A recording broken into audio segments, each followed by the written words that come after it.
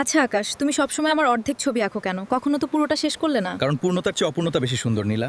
আমি চাই না আমাদের গল্পটা কখনো শেষ হোক। কারণ পূর্ণতার চেয়ে অপূর্ণতা বেশি সুন্দর নীলা।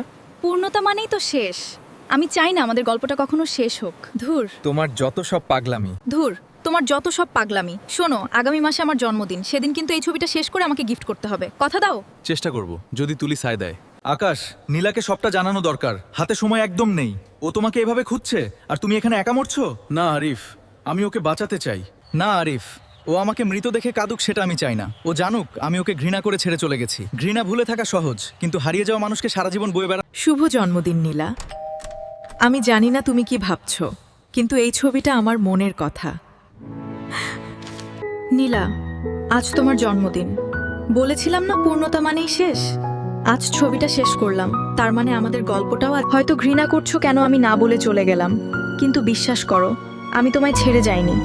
আমি চলে গেছি এমন এক দেশে যেখান থেকে ফেরা যায় না। যখন তুমি এই চিঠিটা পড়বে, আমি হয়তো আকাশের কোনো একটা তারা হয়ে তোমায় দেখব। আকাশ, আকাশ, ওই রে এখানে, ও তো সব ধুলো। ও না না, এটা আকাশ। নীলা, আমি তোমাকে কোনোদিন কাঁদতে দেখতে চাইনি, তাই মিথ্যে বলেছিলাম যে আমি তোমায় ভালোবাসি না। আসলে আমি তোমাকে এতটাই ভালোবাসি যে আমার মৃত্যু দিয়ে তোমার জীবনটা বিষিয়ে দিতে চাইনি। ভালো থেকো আমার অর্ধেক রাজকুমারী। না না, এটা মিথ্যা, এটা হতে পারে না। না, আমাকে ছেড়ে যেও না।